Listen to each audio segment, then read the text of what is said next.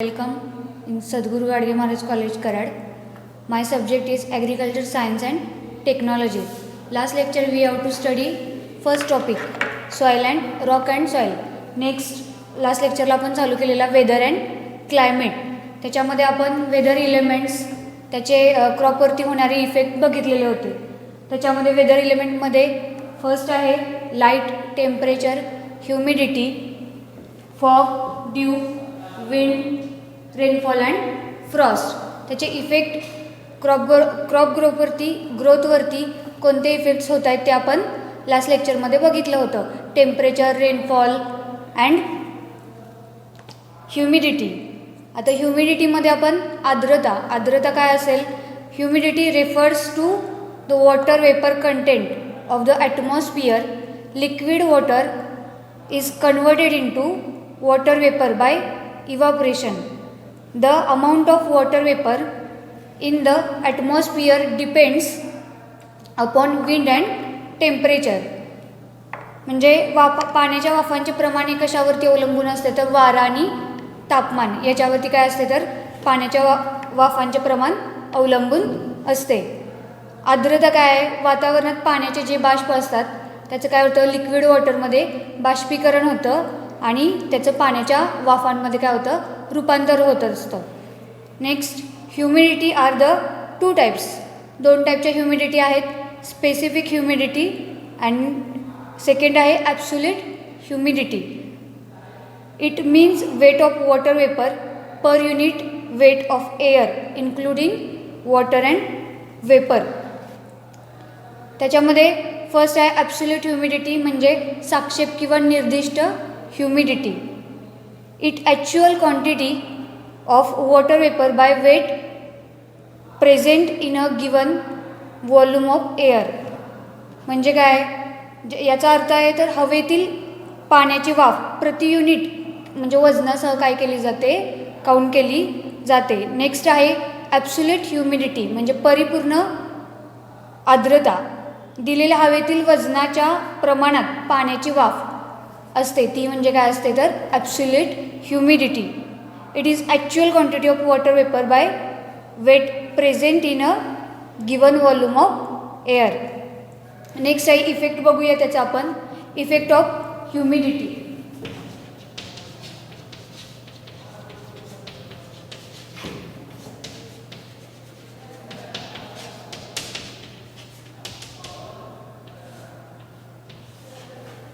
आता आर्द्रतेचा क्रॉप ग्रोथवरती काय परिणाम होत असेल?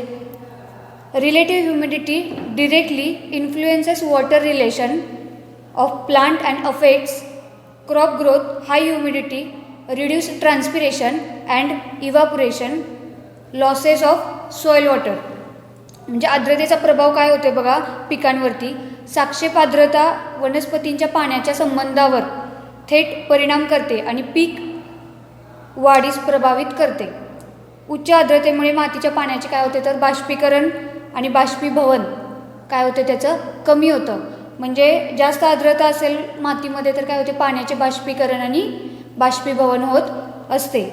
Next low humidity increases the water requirements of the crop and affect the growth and yield of crop. Atmospheric humidity affects pollination, photosynthesis and fruiting et cetera. आता कशावरती effect करते आर्द्रता तर प्रकाश संश्लेषण, परागकण आणि फुलं आणि फळं याच्यावरती काय करत असते तर क्रॉप ग्रोथवरती म्हणजे त्या पिकांवरती काय करत असते परिणाम करत असते. म्हणजे कमी आर्द्रता असेल तर पाण्याची आवश्यकता वाढते. म्हणजे हवामानामध्ये जर आर्द्रता कमी असेल तर पिकांसाठी काय पाण्याची गरज भासणार आहे. आणि तेच जर आर्द्रता जास्त झाली तर ते कशावरती इफेक्ट करणार आहे?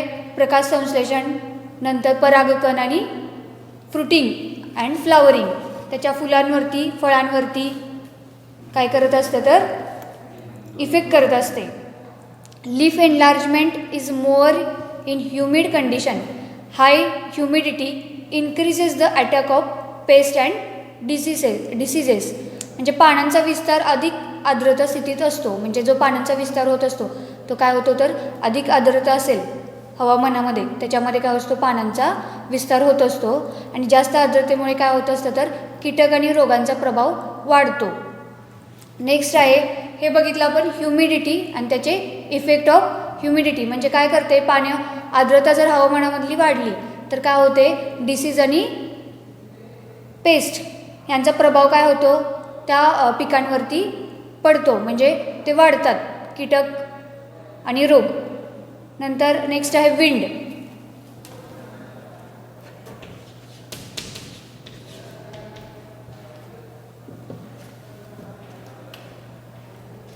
वारा. आता वाऱ्याचा काय इफेक्ट आहे क्रॉप ग्रोथवरती तो आपण बघणार आहे.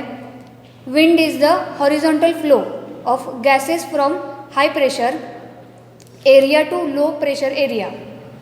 The natural movement of air especially in the form of current air blowing from particular direction. जे लीवार्ड अँड विंडवार्ड. तर लीवार्ड आणि विंडवार्ड काय आहे leeward from the which is blows and windward is where it is blow. म्हणजे काय होतं ज्यावरून तो वाहतो वारा त्याला काय म्हणतात तर लीवार्ड आणि जिथं तो वाहत असतो त्याला काय म्हटलं जातं विंडवार्ड म्हटलं जातं. म्हणजे वारा हा उच्च दाब क्षेत्रापासून तो कमी दाबाच्या क्षेत्रापर्यंत काय होतो त्याचा प्रवाह होत असतो. म्हणजे कमी दाबाच्या क्षेत्रापासून तो उच्च दाबाच्या क्षेत्रापासून तो कमी दाबाच्या क्षेत्रापर्यंत काय म्हणजे वारा हा वाहत असतो. आणि त्याच्यामध्ये दोन प्रकार आहेत तर लीवार्ड अँड विंडवार्ड.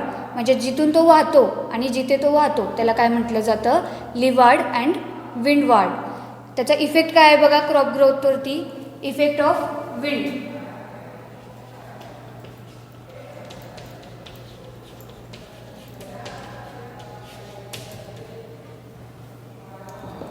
आता माहितीच आहे वारा जास्त वाढला तर पिकांवरती काय इफेक्ट होऊ शकतो. जास्त वारा वाढला असेल तर पॉलिनेशन जे परागकण असतात त्याच्यावरती काय होतात तर इफेक्ट होतात किंवा फ्रुटिंगवरती असेल फ्लावरिंगवरती असेल फळं फुलंही काय होतात तर खराब होतात किंवा जास्त वाऱ्याच्या प्रवाहामुळे ते काय जातात तर फ्रूट्स जे असतील त्याच्यामध्ये त्यांना क्रॅकिंग होतं. फ्रूट्सना काय होतं ते फ्रूट्स जास्त वाऱ्यामुळे क्रॅक होतात. Wind increases crop water requirements by increasing evaporation. It is useful for pollination in cross-pollinated crops. म्हणजे वाऱ्याचा प्रभाव काय आहे बघा वायू बाष्पीभवन वाढून पीक पाण्याची आवश्यकता काय करत असतं तर पूर्ण करत असते. वारा हा पॉलिनेशन अँड क्रॉस पॉलिनेशन यासाठी काय असतो तर उपयुक्त असतं. म्हणजे ते परागकण असतात त्याच्यासाठी काय केलं जातात तर विंड हा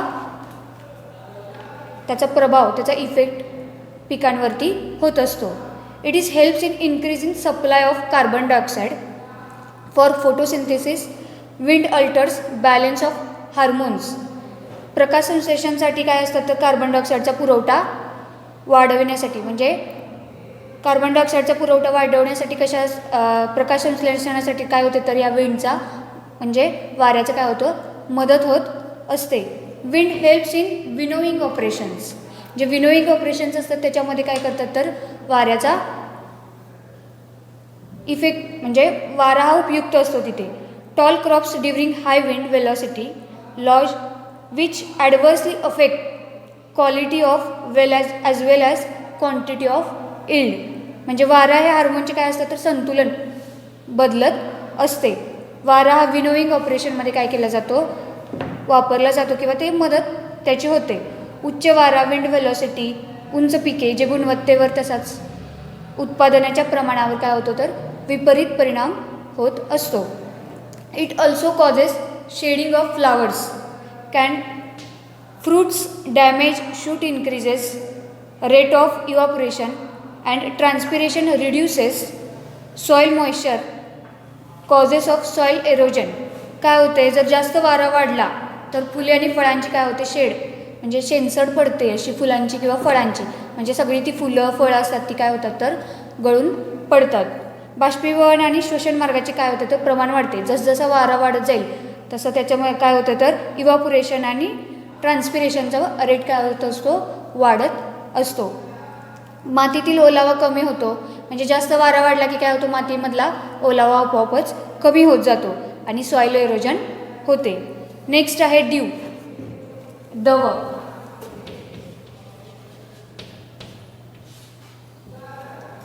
आता दव माहिती आहे कधी पडतं दव, एकतर सकाळच्या वेळी किंवा संध्याकाळच्या वेळी एकदम छोटे ड्रॉपलेट्स असतात वॉटरचे, त्याला काय म्हटलं जातं, दव म्हटलं जातं. Dew is water in the form of droplets that appears thin object in the morning और इव्हिनिंग ड्यू टू कंडेन्सेशन. म्हणजे संक्षेपणामुळे काय होतं, सकाळी किंवा संध्याकाळी पातळ वस्तूवर दिसणाऱ्या पाण्याच्या थेंबाला काय म्हटलं जातं, तर दव म्हटलं जातं. आता त्याचा इफेक्ट आपण बघणार आहे. The temperature of which condensation occurs is called as a dew point. It is in the form of direct condensation of water vapour to liquid drops. It occurs in grass cover, leaves, metallic surfaces, papers, wind, glasses etcetera. म्हणजे कुठे कुठे आढळतं आहे बघा, हे गवतावरती किंवा आपल्या काचा असतील खिडकीच्या, म्हणजे घराच्या काचा ज्या असतात त्याच्यावरती काय झालेलं असतं, त्याच्यावर आढळून येतात हे दव. धातूचा पृष्ठभाग असतो त्याच्यावरती, नंतर कागदात म्हणजे खिडक्या असतात त्याच्यावरती. म्हणजे ज्या तापमानात घनरूप होते त्यास विशिष्ट बिंदू असा म्हटलं जातं.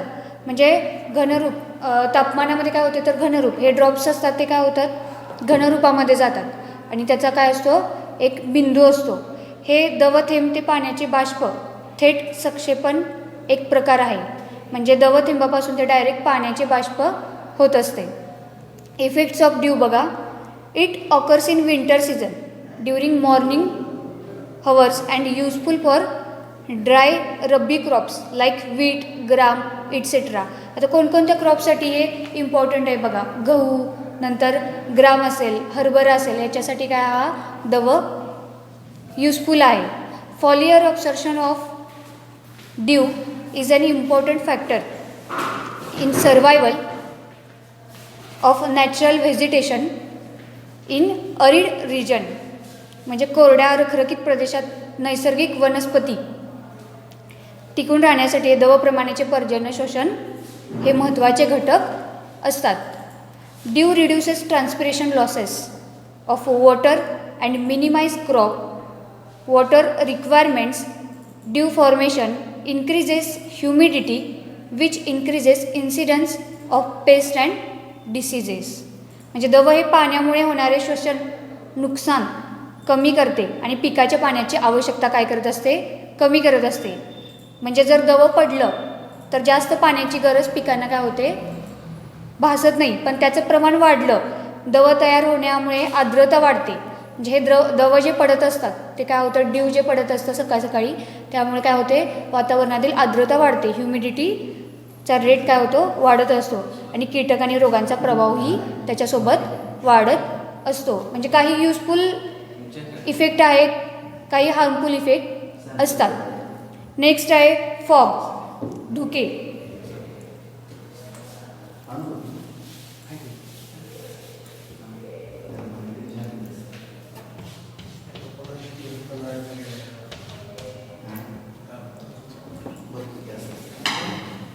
What is fog? Fog is visible aerosol consisting tiny water droplets or ice crystal suspended in the air at or near the earth surfaces.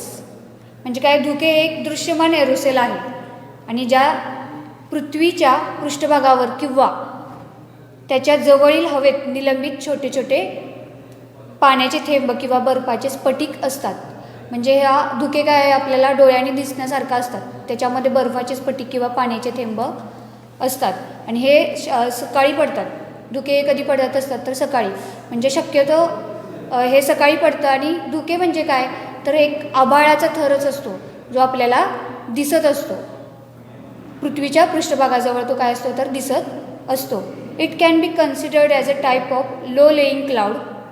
Fog commonly occurs in the early morning hours during winter season. म्हणजे हे काय असतं, winter सीझनमध्ये काय असतं, तर धुके mostly पडत असतं आणि ते आपल्याला डोळ्यांनी दिसत असतं. म्हणजे हा एक प्रकारचा कमी तर ठेवणारा ढग मानला जाऊ शकतो. म्हणजे जे धुके सामान्यतः हिवाळ्याच्या सकाळी दरम्यान पहाटेच्या वेळी काय होत असतं, तर हे धुके पडत असते. म्हणजे छोटासा पातळ एक आभाळाचा जो लेअर असतो त्याला काय म्हटलं जातं, धुके म्हटलं जातं. It is formed Wien air temperature near ground falls below due point, temperature wind is claim and relative humidity is more than 75%.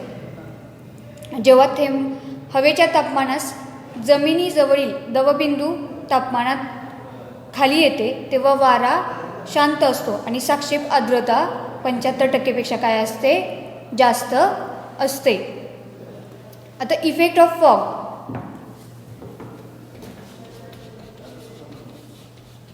काय परिणाम होत असेल, त्याचा प्रभाव काय पडत असेल फॉगचा.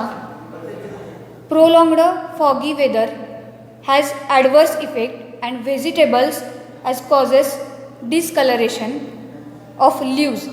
म्हणजे काय असतात, जे भाज्या असतात, व्हेजिटेबल्स असतात, त्याचं काय होतं, डिस्कलरेशन होतं, त्याचा पानांचा जो कलर असतो तो काय होतो, निघून जातो. It increases soil water availability and reduces physiological activities. म्हणजे दीर्घकाळ धुके असणाऱ्या हवामानाचा विपरीत परिणाम होतो.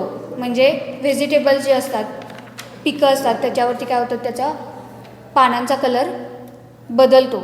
हे मातीच्या पाण्याची उपलब्धता वाढवते आणि शारीरिक क्रियाकलाप कमी करत असते. म्हणजे हा इफेक्ट काय होतो आहे तर ड्यूचा इफेक्ट, फॉगचा इफेक्ट काय होतो आहे तर भाज्यांवरती विपरीत, पिकांवरती विपरीत परिणाम करत असतो. जास्त वेळ जर धुके असेल तर त्याचा विपरीत परिणाम होतो. नेक्स्ट आहे Frost. Frost. When the dew point is below 0 degree Celsius, moisture passes directly from gaseous to solid state, resulting in the formation of ice crystals called as a frost. It mostly occurs in the valleys of the mountains. म्हणजे कुठं आढळतात हे Frost तर valleys of mountain, पर्वत रांगांमध्ये काय होत असतात तर हे फ्रॉस्ट आढळत असतात. म्हणजे जेव्हा दवबिंदू 0 डिग्री सेल्सिअसच्या अवस्थेत जाते त्यामुळे काय होतं असतं, आर्द्रता वायूमध्ये थेट जाते. म्हणजे काय होते, जी आर्द्रता असते, ह्युमिडिटी असते, ती थेट कशामध्ये जाते, वायूमध्ये जाते आणि घन अवस्थेत जाते. त्यामुळे बर्फाचे स्फटिक तयार होतात, छोटे छोटे बारीक बर्फाचे काय होतं स्फटिक तयार होतात. त्याला काय म्हटलं जातं, फ्रॉस्ट असे म्हटलं जातं. नेक्स्ट आहे इफेक्ट ऑफ फ्रॉस्ट. आता ह्याचा प्रभाव काय आहे बघा क्रॉप ग्रोथवरती. It affects the pollination and seed setting is most crops. म्हणजे कशावरती इफेक्ट करतं आहे तर पॉलिनेशन, परागकणावरती. आणि जेव्हा सीड सेटिंग होत असतात, सीड त्याच्यामध्ये तयार होत असतात एखाद्या पिकामध्ये, आता ज्वारी असेल, बाजरी असेल, त्याच्यामध्ये जेव्हा सीड्स तयार होत असतात तर काय होतात तर त्याच्यावरती हे इफेक्ट करत असतं. It may be causes cracking of fruits. आता काय करतं आहे, फ्रूट जे असतात, फ्रॉस्ट पडल्यामुळे काय होतं तर ते फ्रूट्सना काय करतं, क्रॅक, म्हणजे ते फळं सगळी खराब होतात. Bad effect on quality and of fruits. आणि काय होते तिथे त्याचा फ्रूट्सची क्वालिटी काय होते तर कमी होते, त्याची गुणवत्ता फळांची कमी होते. It causes freezing injuries to plant by extra cellular ice formation and cellular dehydration. म्हणजे काय होते, या सेल्युलर डिहायड्रेशनमुळे झाडांना काय होत असते तर इजा होत असते. इंजुरीज म्हणजे जखमा आणि इजा प्लांट्सला, त्या फ्रुटिंग किंवा फ्लावरिंगला काय होत असते तर इजा होत असतात. नेक्स्ट आहे instrument of measuring weather elements. आता आपण आत्तापर्यंत बघितलं, वेदर इलेमेंट्स बघितले कोणकोणते आहेत, light, temperature, humidity, dew, frost, fog, rainfall. हे काय आहे तर वेदर इलेमेंट आहे. आता ते वेदर इलेमेंट मेजर करायचे कोणकोणते इलेमेंट्स आहेत ते आपण काय कर, इन्स्ट्रुमेंट्स आहेत ते आपण बघणार आहे. The different instrument and the units used for measuring of weather parameters are as follows. Next आहे त्याच्यामध्ये फर्स्ट आहे स्टीव्हन्सन स्क्रीन. आता स्टीव्हन्सन स्क्रीन काय असेल,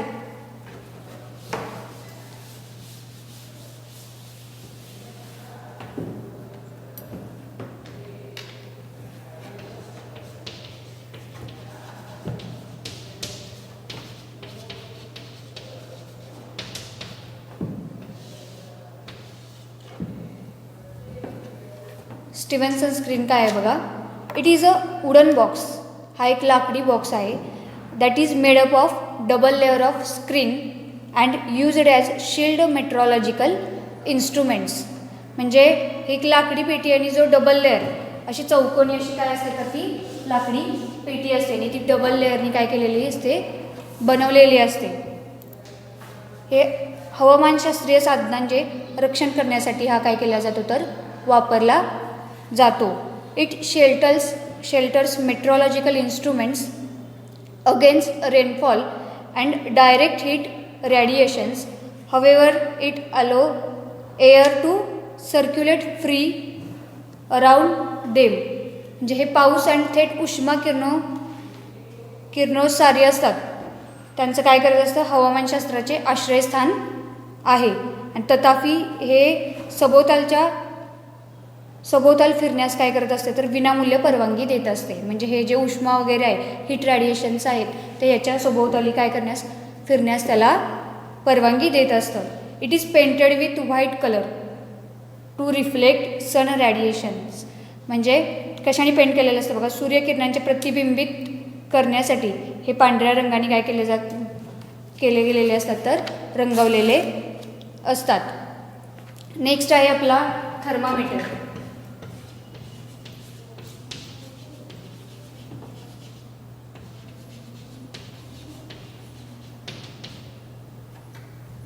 थर्मामीटर तर तुम्हाला माहितीच आहे, टेम्परेचर मोजण्यासाठी, मेजर करण्यासाठी काय केलं जातं, यूज केला जातो.